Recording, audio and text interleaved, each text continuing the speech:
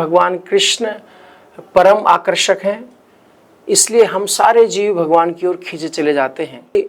हर कोई अपनी अपनी जगह में रह करके संसिद्धि मतलब कृष्ण प्रेम को प्राप्त कर सकता है। जो 16 माला वो बिगनर्स करते हैं, जब आदमी जप करता है तो उसको उसमें रस आने लगता है। परमात्मा लोग हैं उनको शांत, उनका नेचर शांत होता है, लेकिन जो सैनिक है आर्मी में है वो शांति से उसका काम नहीं। हम जैसे खाना खाते हैं वैसे हमारा नेचर होता है, वैसे हमारी बॉडी शरीर भी वैसी होती है। साधु का डाइट चार्ट उसके जीवन के अनुसार है, और आर्मी की, चूंकि हम आर्मी में रहे हैं, उनका डाइट चार्ट अलग है।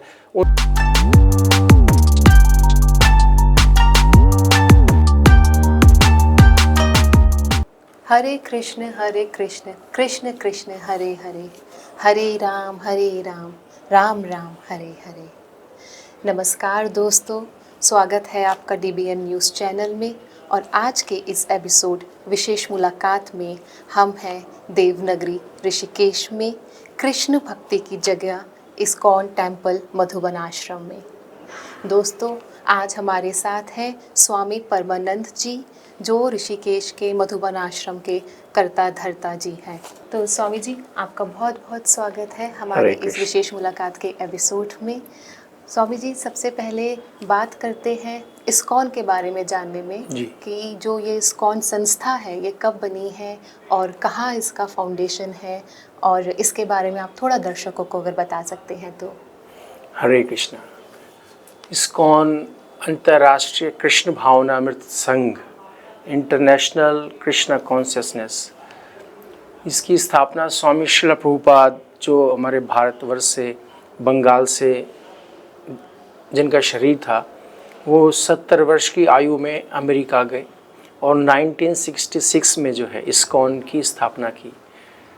तो श्रील प्रभुपाद जी का मेन उद्देश्य ये था कि पूरे विश्व में जो है धर्म, ज्ञान, भक्ति, प्रेम का संदेश जो भगवान कृष्ण ने गीता में दिया फैले। इसलिए श्रील प्रभुपाद जी ने अमेरिका में जाके इस्कॉन की स्थापना की। स्वामी जी, जैसे ये कृष्ण भक्ति है, तो आप एक अगर छोटे से सम करना चाहते हैं इसको कि क्या कृष्ण भक्ति है? देखिए, कृष्ण शब्द का अर्थ ही है कर्षण। हम सब जीव आकर्षित होते हैं, किसी न किसी की तरफ आकर्षित होते हैं। तो जो भगवान श्री कृष्ण हैं वो सबको अपनी ओर आकर्षित करते हैं। तो भगवान श्री कृष्ण पर ब्रह्म हैं, हम सभी ब्रह्म हैं।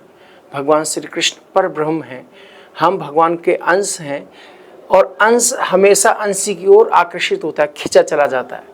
तो इसलिए जो है भगवान कृष्ण परम आकर्षक हैं, इसलिए हम सारे जीव भगवान की ओर खींचे चले जाते हैं।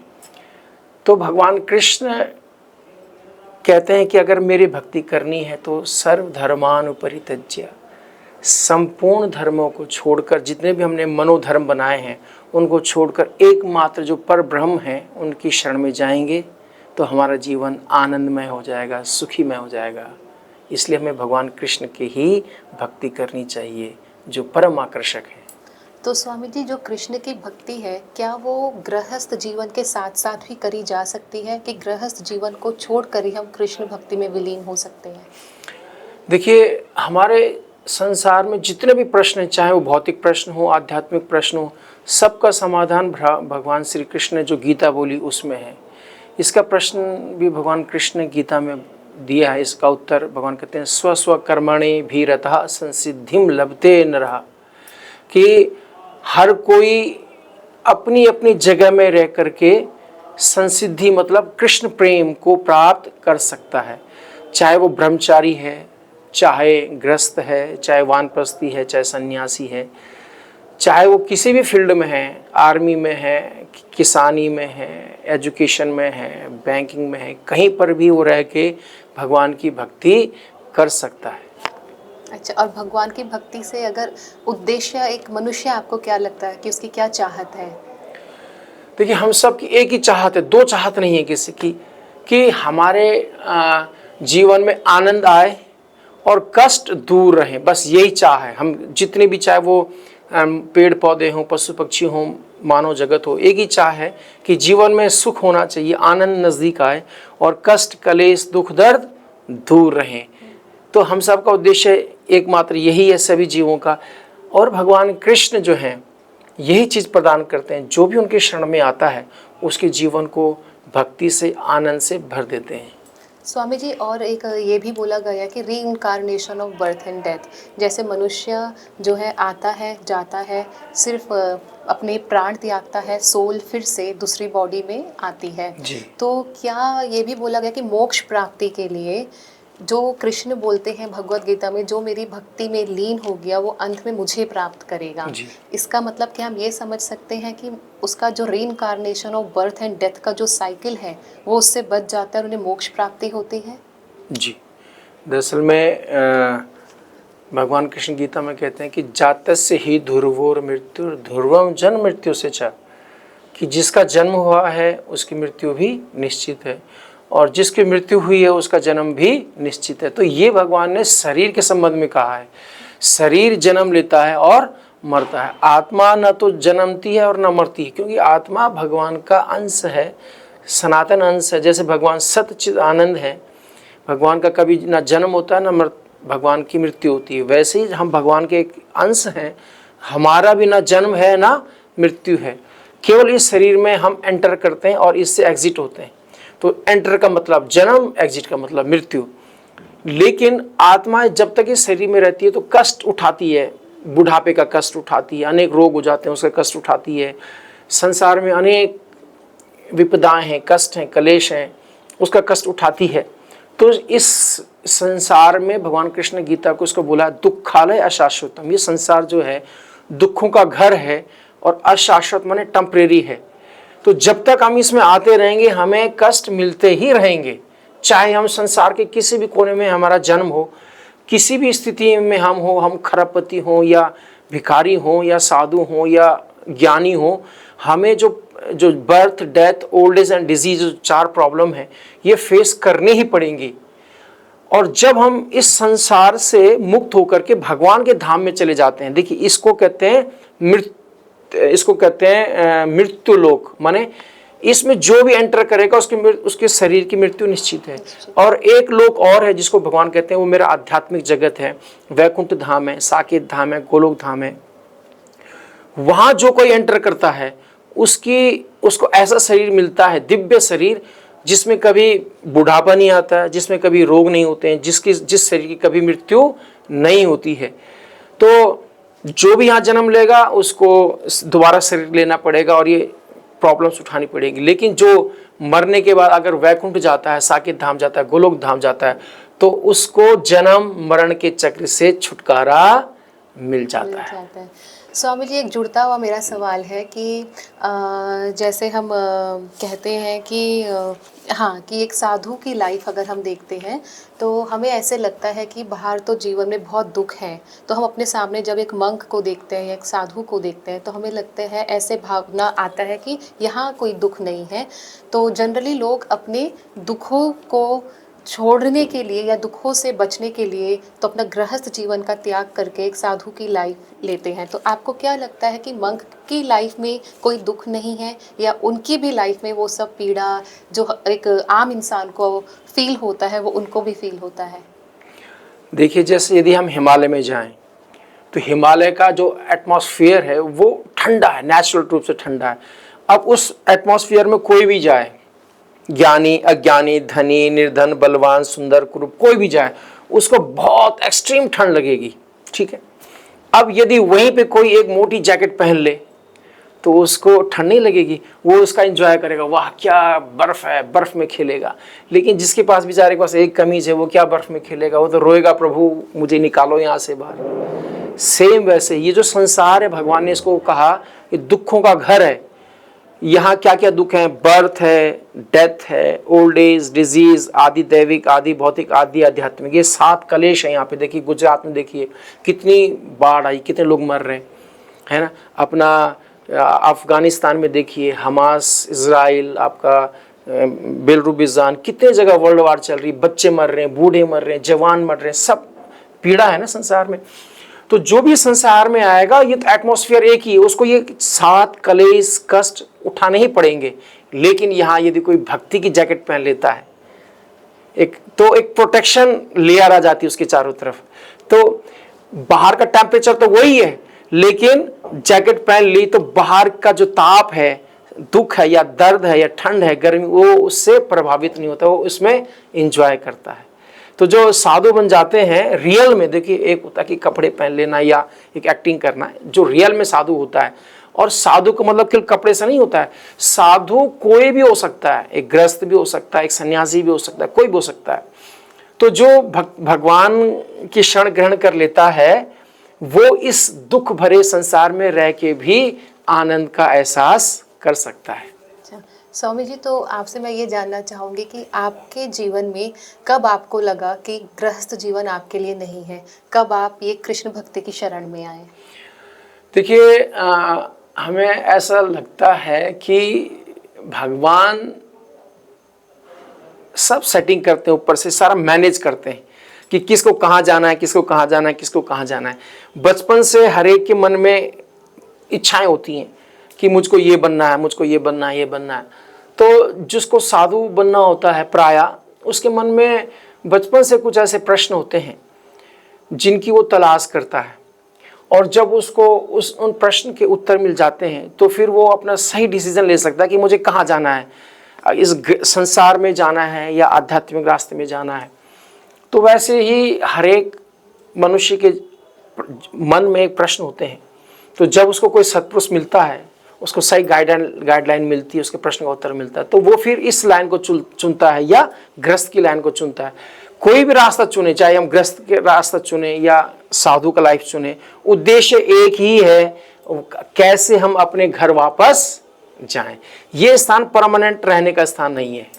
जैसे हम आजकल हमारे कृष्ण भक्ति में गुरु गोपाल दास है, गुरु गौरंग दास है, हम बहुत उनकी जर्नी के बारे में देखते हैं, टीवी में आए दिन उनके पॉडकास्ट वगैरह भी चलते रहते हैं, लोगों को वो ज्ञान कृष्ण भक्ति की ओर प्रकाशित करते हैं।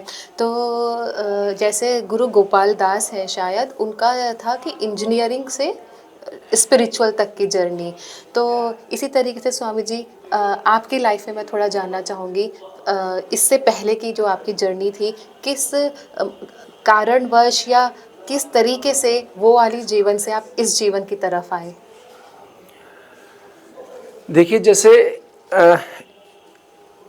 एक सोना है, सोना अंदर से, बाहर से माना वो कवर्ड हो गया, बहुत डस्ट में रहा, बाहर से कवर हो गया, लेकिन अंदर से तो सोना ही है। जब उसमें कहीं से स्क्रैच पड़ेगा तो उसकी चमक बाहर आएगी। वैसे ही हम सभी भगवान के अंश हैं, इसलिए वो जो आनंद लेना की जो टेंडेंसी है, सच्चिद आनंदित्व जो है, वो हर एक जीवात्मा के अंदर है। लेकिन जब हम इस संसार में आते हैं तो हमारे ऊपर माया का आवरण आ जाता है, माया हमें प्रभावित करती है और हम डाइवर्ट हो जाते हैं माया की तरफ, संसार की भोगों की तरफ। तो वैसे ही हर जीवात्मा के मन में कुछ प्रश्न होते हैं। हमारा जो बैकग्राउंड है, वो हमारा बचपना आर्मी के कैंट में रहा, बचपन हमारा सेंट्रल स्कूल में हमारी पढ़ाई हुई, हमारे शरीर के पिता आर्मी में थे। तो बचपन में और देशभक्ति की जो है फिल्में हम देखा करते थे, क्योंकि आर्मी का इलाका था। तो पहले से बचपन में बड़ा जोश था कि भाई अब आर्मी में जाना है, हमने आर्मी ज्वाइन करनी है और देश के लिए हमें अपने जान तक ऐसा निछावर कर देना है, क्योंकि एनवायरनमेंट का असर आता है। तो बचपन में देशभक्ति और देश के प्रति मतलब मिट जाना, बलिदान, इतना मतलब एक्सट्रीम था। लेकिन जब हमें हमारे गुरु महाराज श्रील भक्तियोग महाराज जी से मुलाकात हुई, भेंट हुई, तो फिर धीरे धीरे हमें जीवन की हकीकत का पता लगने लगा कि रियल में हमें जीवन किस लिए मिला है। और फिर पहले हम भारतवर्ष की फ़ौज में जाना चाहते थे, और फिर भगवान ने हमारी इच्छा पूरी की, हमें फ़ौज में ही भेजा। लेकिन फिर हमें भगवान ने चैतन्य महाप्रभु की फ़ौज में शामिल किया। चैतन्य महाप्रभु की फ़ौज क्या करती है? चैतन्य महाप्रभु की एक फ़ौज का टास्क है कि संसार में जितने लोग कष्ट, दुख, दर्द उठा रहे हैं, उनको गाइडेंस करना, उनको नॉलेज देना, ताकि वो भी इस दुख भरे संसार से निकल के अपने घर वापस जाएं, जहां आनंद, आनंद और केवल आनंद है। तो इसलिए अभी हम फौज में हैं, चैतन्य महाप्रभु की फौज में। स्वामी जी, मैं आपसे पूछना चाहूँगी कि जीवन क्या है, शांति क्या है, और इससे जुड़ता हुआ खुशी क्या है? देखिए, भगवान कृष्ण ने सबको जो है एक ये शरीर दिया है। शरीर एक शक्ति है, क्षेत्र है। इसको सही दिशा में लगाना, इससे सही कार्य करना जीवन है। शांति क्या है? हमारा ये जो माया के प्रति जो अट्रैक्शन है, वो उससे मन को हटा करके प्रभु के चरण में लगाना परम शांति है। और इसका जब तक हम प्रभु की शरण में नहीं जाएंगे, हमें ना शांति मिलेगी और ना ही हमारा जीवन आनंदमय होगा। जैसे मिर्ची खाने से किसी को भी सुकून नहीं मिलेगा, आनंद लेना है तो रसगुल्ला खाना पड़ेगा। और हरि का नाम रसगुल्ले से भी मीठा है, हरि भक्ति उससे भी कई गुना मीठी है। इसलिए जीवन में यदि चैन चाहिए, शांति चाहिए, तो हमें कृष्ण भक्ति की ओर आना ही पड़ेगा। माया मिर्ची के समान है। मिर्ची कितनी अच्छी दिखने में बड़ी लाल होती है, लेकिन अगर जिसने मुंह में डाल दी तो उसको पता लगता है ये लाल नहीं, ये काल है। तो स्वामी जी, जैसे कि मैंने आपसे पहले भी पूछा था कि जैसे अभी यहाँ पे हम एक एनवायरनमेंट में हैं, जैसे एक मॉन्क का जब हम एक साधु अवतार में आते हैं तो हमारे आसपास भी भावना और विचार उस तरीके के होते हैं, तो वहाँ पे उस तरीके से रहना, शायद आपके मन में कोई नेगेटिव थॉट्स नहीं आए, आपको वो माहौल ऐसे मिलता है। लेकिन जब एक हम बाहर कदम रखते हैं, ऑफिस जा रहे हैं, घर पर हैं, या एक बाहर समाज का एक पार्ट उस तरीके से है कि अपना कार्य भी करना है, तो कहीं ना कहीं कुछ भावनाएं जो कि बहुत अच्छे विचार नहीं है मन में आते हैं, तो वहाँ कितना मुश्किल है। और अगर उस तरीके से हमें कृष्ण भक्ति की तरफ मेंटेन और बैलेंस करते हुए चलना है तो वो कैसे किया जाए? देखिए, इंग्लिश में कहावत है, practice makes a man perfect. और भगवान कृष्ण गीता में कहते हैं कि अभ्यासेन तो कौन्तेय वैराग्येण च गृह्यते। हमने कहा ना कि हर सूत्र भगवत गीता से निकलता है। तो अगर हम भगवान के नाम को जप करने का अभ्यास करते हैं, हरे कृष्ण कृष्ण कृष्ण हरे हरे, हरे राम राम राम हरे हरे, तो जब हम बाहर निकलते हैं, जैसे माना अभी हम बैठे एकांत में भगवान का भजन करें, तो मन बहुत शांत है, मन में कोई दुर्भावना, कोई विचार कुछ नहीं आ रहा है, कोई अट्रैक्शन नहीं है।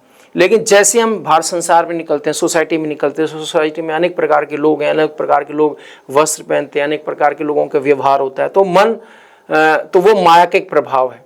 तो भक्त क्या करता है? भगवान कहते हैं तस्मात् सर्वेषु कालेषु माम निस्मरन् युध्येच, कि हर समय हर स्थिति में मुझको स्मरण करते हुए अपना कर्म कर।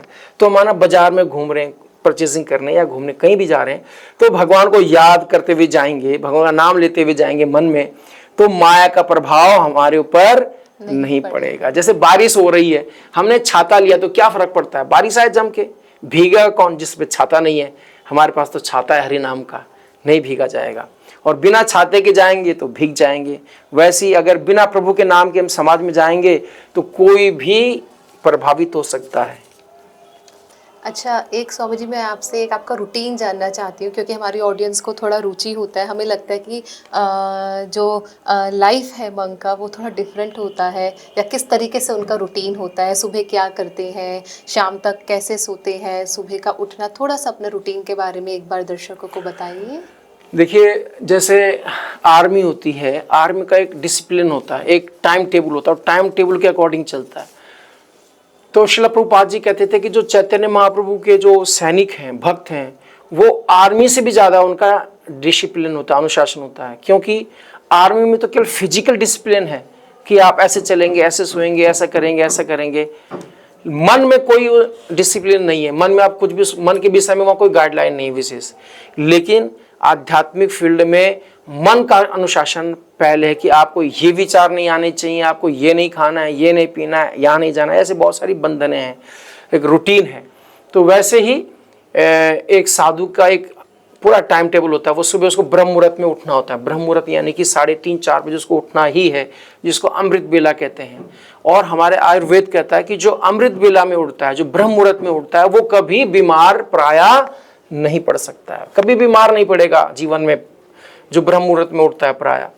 तो साधु अपने ब्रह्म मुहूर्त में उठते हैं, नहा धो के जो है अपना, हमारे यहाँ है कि कम से कम उसको 16 माला जप करनी, महामंत्र की जप करनी है। 4 बजे उठने के बाद, सुबह 4 बजे उठने के बाद कम से कम रात सोने तक कम से कम 16 माला। बहुत से भक्त लोग 25 करते हैं, 30 करते हैं, 65 माला भी करते हैं, 100 माला भी करते हैं। मतलब पूरे दिन तक आपको जी। कभी भी जब समय मिले 16 माला करनी है मिनिमम करनी है। इसके अलावा आश्रम में उसकी बहुत सारी सेवाएं होती हैं, अलग अलग भक्तों की सेवाएं होती हैं। जैसे हमारी सेवा है सुबह भगवान को जगाना, भगवान को भोग लगाना, फिर भगवान की मंगल आरती करना सुबह 5 बजे। तो हम उठेंगे, नहा धो के अपना भगवान के किचन में जाएंगे, भोग तैयार करेंगे, भगवान को फिर जगाएंगे, भगवान को भोग लगाएंगे और 5 बजे शंख बजाएंगे। शंख बजाएंगे तो सारे भक्त 5 बजे हॉल में होंगे। शंख बजते ही पर्दा उठेगा और मंगल आरती स्टार्ट होगी। तो 1 घंटा जो है मंगल आरती चलती है। उसके बाद हम और हमारे अन्य भक्त लोग भगवान का श्रृंगार करते हैं। श्रृंगार में लगभग 1.25 घंटा लगता है। उसके बाद भगवान को भोग लगता है। कुछ भक्त भगवान का भोग बनाते हैं। फिर 8 बजे भगवान का श्रृंगार दर्शन होता है, भगवान की श्रृंगार आरती होती है। उसके बाद फिर हम लोग अपना जाते हैं, फिर से थोड़ा फ्रेश होना इत्यादि करके फिर 9:30 बजे हम लोगों का भोजन होता है। उसमें चावल, दाल, सब्जी, रोटी भगवान को अर्पित किया जाता है। वो प्रसाद हम लोग खाते हैं, पाते हैं। उसके बाद हम सब की कोई ना सेवाएं होती हैं। हम लोग स्कूलों में जाते हैं, कॉलेजों में जाते हैं, समाज में जाते हैं, भगवत गीता के बारे में बताते हैं, कीर्तन करते हैं 1-1, 2-2 घंटा शहर में घूम के। उसके बाद दिन में थोड़ा रेस्ट का लेते हैं, जिसको आवश्यकता है रेस्ट लेता है। और फिर अपनी दिनचर्या करके थोड़ा रेस्ट करके अपना कपड़ों का ये सब मेंटेन करने के बाद फिर 5 बजे फिर से दोबारा भोजन। दिन में 2 ही समय भोजन होता है, सुबह 9:30 बजे, शाम को 5 बजे। और उसके बाद फिर अपने शाम को 7 बजे भगवान की गौर आरती होती है, 7 बजे से लेके 7:45 बजे तक। फिर 7:45 बजे से लेके 8:30 बजे तक भगवत गीता के ऊपर क्लास होती है, कीर्तन होता है, लेक्चर होता है। 8:30 बजे भगवान के कपाट बंद हो जाते हैं। उसके बाद भक्त का कोई अगर जप बचा हुआ है, क्योंकि कई बार ऐसा होता है कि उसको कई एक के बाद 2 प्रोग्राम करने होते हैं तो टाइम नहीं होता है, तो फिर वो भक्त अपने उस जप को, रिमेन जो जप है उसको मेंटेन करता है। जो 16 माला है वो बिगिनर्स करते हैं। जब आदमी जप करता है तो उसको उसमें रस आने लगता है। फिर वो 25 माला, 30 माला, 64 माला करता है, तो वो उसको फिर मेंटेन करने के लिए उसको 10, 10:30 बज जाते हैं। उसके बाद हरि का नाम लेके सो जाता है, अगले दिन सुबह स्टार्ट हो जाता हाँ है। स्वामी जी, एक मैं ये पूछना चाहूँगी कि जैसे हम देखते हैं सनातन धर्म का हमारे वेदास के हमारे कोर्सेज होते हैं, काफ़ी सारे आश्रम्स क्लासेस लेते हैं, और एक स्पेसिफिक टाइम के लिए कोर्स भी, वेद ज्ञान के लिए कोर्स वगैरह भी कराते हैं। तो इस तरीके का कुछ भगवत गीता का भी मधुबन आश्रम या इस्कॉन टेम्पल में ऐसा कुछ कोर्स होता है जो इस तरीके से चलता है, और जो सीखना चाहे या पढ़ना चाहे कुछ उसमें एनरोल करा सकते हैं? यहाँ पे भक्ति योग की प्रैक्टिस होती है। जैसे हम लोग श्रील प्रभुपाद जी ने एक जर्नल स्टैंडर्ड रखा है कि कम से कम हर बंदे को, हर मनुष्य को 16 माला जरूर करना चाहिए और 4 नियम का पालन करना चाहिए। 4 नियम है कि नो मीट ईटिंग पहला, दूसरा नो गैम्बलिंग, तीसरा नो इंटॉक्सिकेशन, चौथा नो इलिसिट सेक्स। ये 4 रूल का फॉलो करना है और 16 माला जप करनी है। तो इसको यदि हम अपने जीवन में, इसको कोई भी फॉलो कर सकता है, और जो इसको फॉलो करेगा उसका जीवन पवित्र हो जाएगा, उसका जीवन आनंद से भर जाएगा, रोग उसके जीवन से दूर भाग जाएंगे। तो इस प्रकार छोटा सा रूल है जिसको हम फॉलो करके अपने जीवन को आनंदित कर सकते हैं। स्वामी जी, एक ये भी देखा गया है कि प्याज लहसुन से भी परहेज होता है ना? तो उसके पीछे आपको क्या लगता है कि क्या प्याज लहसुन को परहेज करने का क्या रीज़न हो सकता है? देखिए, हमारे सोसाइटी में काम के अनुसार खाना होता है। जैसे जो धर्मात्मा लोग हैं उनको शांत, उनका नेचर शांत होता है, शांति रहना चाहिए, संत महात्मा शांति रहते हैं। लेकिन जो सैनिक है, आर्मी में है, वो शांति से उसका काम नहीं चलेगा। जो प्रशासनिक विभाग है वो अगर उग्र नहीं होगा, उसके अंदर यदि क्रोध नहीं होगा, तो फिर दुश्मन को कैसे मारेगा, देश की रक्षा कैसे करेगा? तो इसलिए उसकी मतलब जो प्रोफेशन है, उसका जो काम है, उसके अकॉर्डिंग उसका खाना होता है। क्योंकि जैसे कहते हैं खाए अन्न वैसे होए मन, हम जैसे खाना खाते हैं वैसे हमारा नेचर होता है, वैसे हमारी बॉडी, शरीर भी वैसी होता है। तो और खाने का भी अलग अलग नेचर होता है।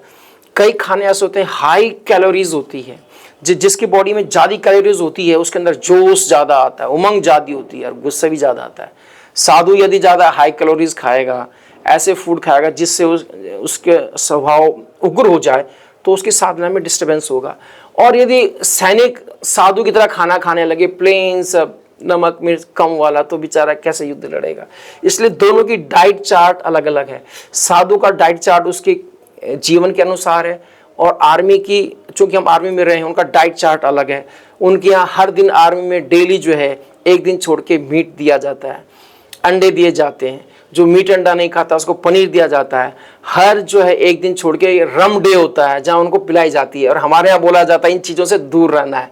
तो वैसे ही प्याज लहसुन जो है तमोगुणी भोजन है, उसको खाने से जैसे मांस जो है, मांस भक्षण और शराब, ये तमोगुण है। इनको पीने से आदमी की बुद्धि मलिन हो जाती है, क्या करना क्या नहीं करना वो भूल जाता है, और केवल क्रोध उत्पन्न होता है। और इसके विपरीत दूध दही खाना, सब्जियों खाने से मन सात्विक होता है।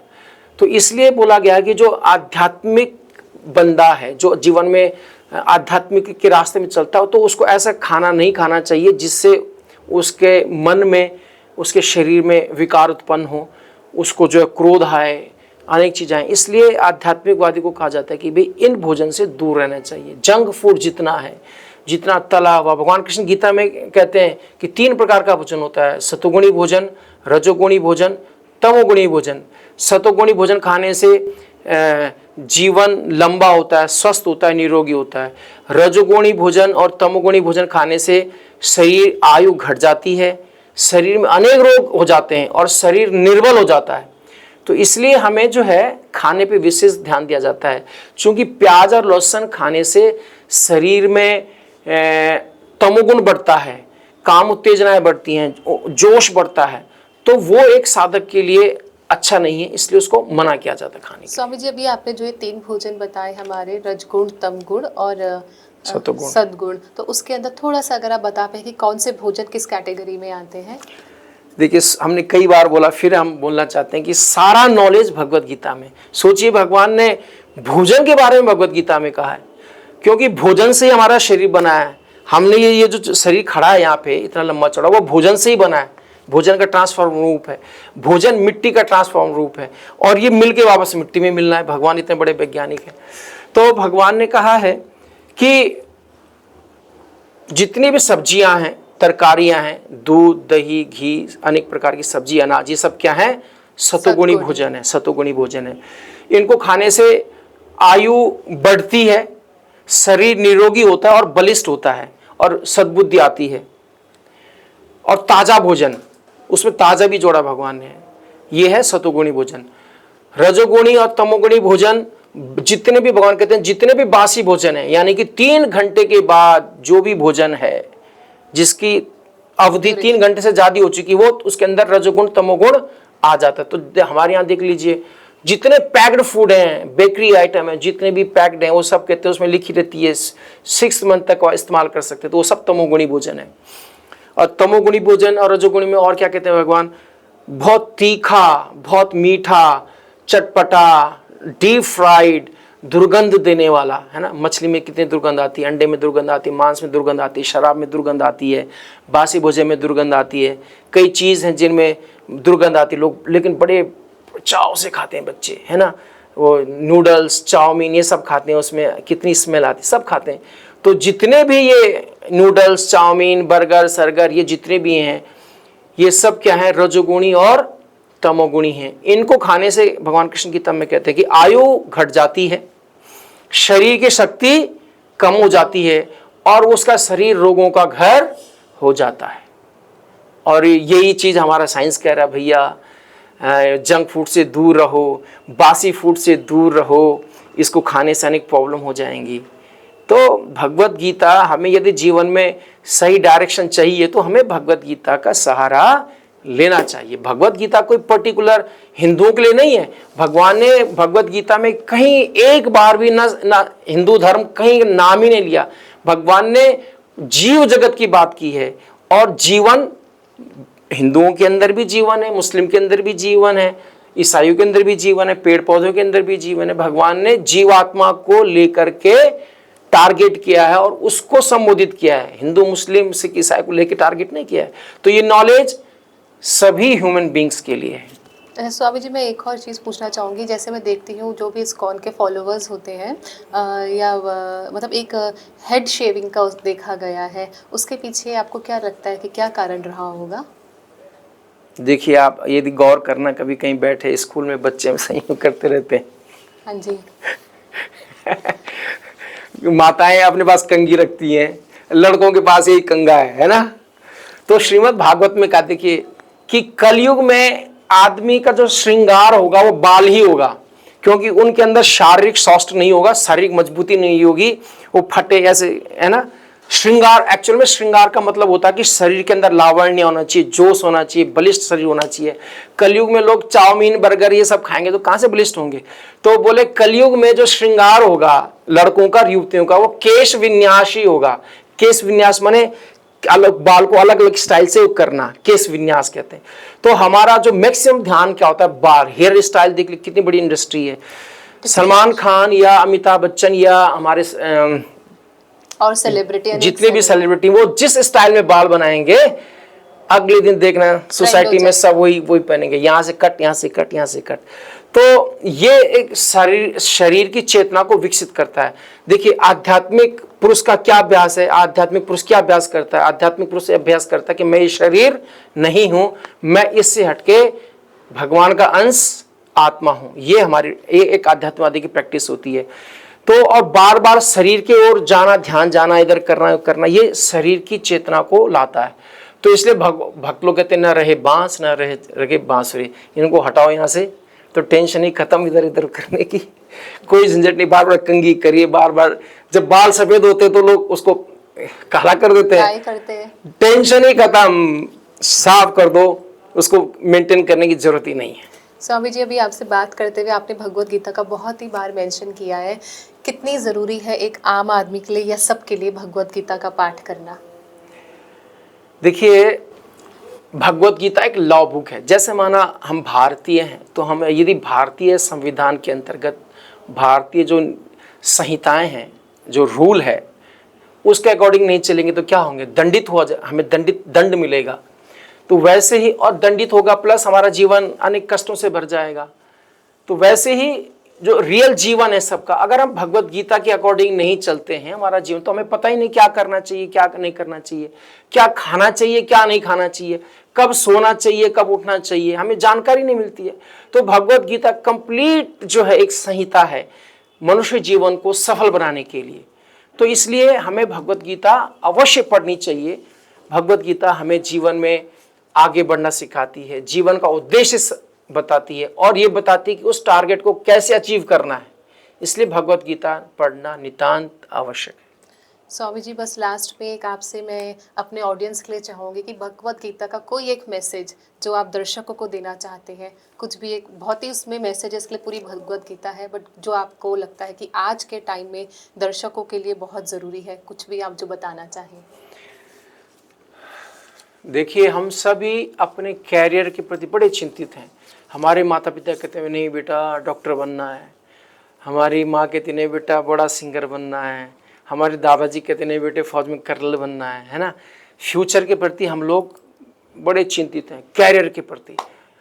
ठीक, अब माना बन गए, सपोज करो कर्नल भी बन गए, जनरल भी बन गए, डॉक्टर भी बन गए, इंजीनियर भी बन गए, राजनीतिक भी बन गए, उसके बाद क्या? उसके बाद तो रिटायरमेंट है। रिटायरमेंट के बाद तो कोई कुत्ता भी नहीं पूछेगा हमें, है ना, क्या वैल्यू है। लेकिन भगवान कह रहे हैं कि उस रिटायरमेंट के बाद भी जीवन है, मैंने मृत्यु के बाद भी जीवन है, फिर से हमारा जन्म होगा। तो जन्म कहाँ होगा? अमीर घराने भी हैं, विद्वानों के घराने भी हैं, कुलीन घर हैं, सेलिब्रिटीज के घर हैं, और चोर लुटेरे बदमाशों के भी घर हैं। दोनों जगह जन्म होता है। तो नेक्स्ट हमारा कहाँ जन्म होगा? चोर लुटेरे बदमाश के घर में, या रईसों के घर में, या राजा महाराजों के घर में, या देवताओं के घर में, या राक्षसों के घर में? ये कब डिसाइड होगा? ये अभी डिसाइड होगा। भगवान कृष्ण गीता में कहते हैं ऊर्ध्वम गच्छन्ति सत्वस्था मध्ये तिष्ठन्ति राजसा जघन्य गुण वृत्तिस्था अधो गच्छन्ति तामसा। कि मरने के बाद तीन डेस्टिनेशन है, ऊर्ध्वम ऊपर, मध्य और नीचे। तो जो सत्कर्म करेगा वो ऊपर जाएगा। ऊपर माने ऊपर हायर प्लैनेट्स में जाएगा, जो मिडिल मिक्स काम करेगा, पाप पुण्य अच्छे बुरे, वो इसी मिडिल फील्ड में रहेगा इस पृथ्वी में। और अधो गच्छन्ति तामसा, जो पाप कर्म करेगा वो नीचे नरक लोक में जाएगा या निम्न योनियों में जाएगा। तो हमें अपना कैरियर बनाना है, हमें अभी डिसाइड करना है हमने ऊपर जाना है, नीचे जाना है या यहीं रहना है। तो इसके लिए हमें गाइडलाइन देगी भगवत गीता। भगवत गीता पढ़िए और अपना डेस्टिनेशन तय कीजिए। हरे कृष्णा। बहुत ही खूब बात कही है स्वामी जी आपने। भगवत गीता में जैसे स्वामी जी ने बताया है कि कृष्ण कहते हैं कि अपना कर्म करते रहिए और निरंतर करते रहिए और फल की इच्छा नहीं करिए। जो भक्त फल की इच्छा नहीं करता है और पूरे भाव से अपना कर्म करता रहता है, उसके साथ में हमेशा अडिग खड़ा हूँ। दोस्तों, इसी नोट में आज के हम इस एपिसोड विशेष मुलाकात का अंत करते हैं। अगले हफ्ते आपसे दूसरे क्षेत्र में दूसरे अपने गेस्ट ऑफ ऑनर के साथ ज़रूर मिलेंगे और आपसे रूबरू कराएंगे। तब तक के लिए बहुत बहुत धन्यवाद। हरे कृष्णा। हरे कृष्णा।